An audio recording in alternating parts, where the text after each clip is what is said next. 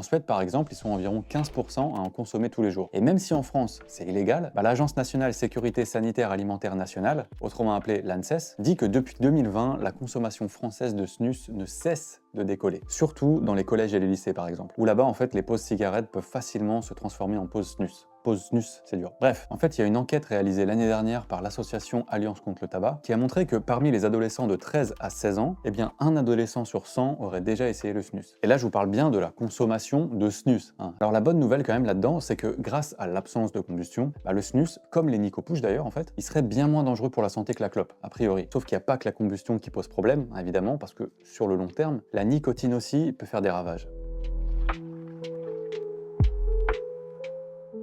Si ce produit oral de tabac vous permet de dire ciao au cancer du poumon, l'addiction, elle est bien là. Et ça parce que, qu'elle soit fumée ou juste avalée, la nicotine, ça fout vraiment le bordel dans le cerveau. Donc dans un premier temps, la nicotine va atteindre votre cerveau via la circulation sanguine, pour ensuite forcer votre cerveau à libérer un maximum de dopamine, un neurotransmetteur qui te met bien, là, tu vois, on en parle souvent en ce moment. En fait, en vous gratifiant d'un sentiment de plaisir, la mission de la dopamine, c'est juste de vous motiver à recommencer les actions utiles à votre survie. Exemple, manger, boire ou, tu vois, simplement vous reproduire, par exemple. Donc en activant les neurones à dopamine, c'est ce qu'a fait la nicotine, ça fait beaucoup de trucs en id mais j'espère que tu suis, la nicotine elle va pouvoir tourner ce rôle physiologique à son avantage, le truc de hacker un peu le système de la dopamine. Elle va tellement le tourner à son avantage qu'évidemment vous allez avoir envie d'en reprendre, et d'en reprendre encore et toujours plus. Et ça évidemment à cause d'un phénomène d'accoutumance. Ouais, donc du coup, tabac ou pas tabac, ou bien même les histoires de nicopouche qui ont commencé à envahir un peu les cours de récré, ça sent un peu la merde.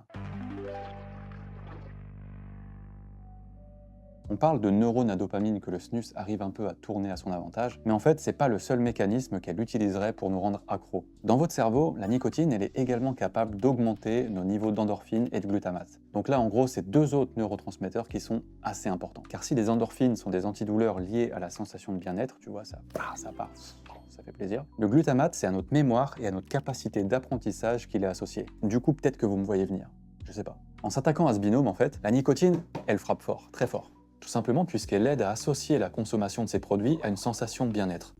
Donc effectivement, vu comme ça, c'est un peu terrible, mais on comprend pourquoi on peut vite tomber accro à ce genre de produit. Et ça encore plus quand on sait que l'arrêt du snus peut entraîner, comme la cigarette en fait, des symptômes de sevrage, tout simplement. Comme par exemple de l'irritabilité, de l'anxiété, des difficultés de concentration, de la dépression, ou même des envies de fumer.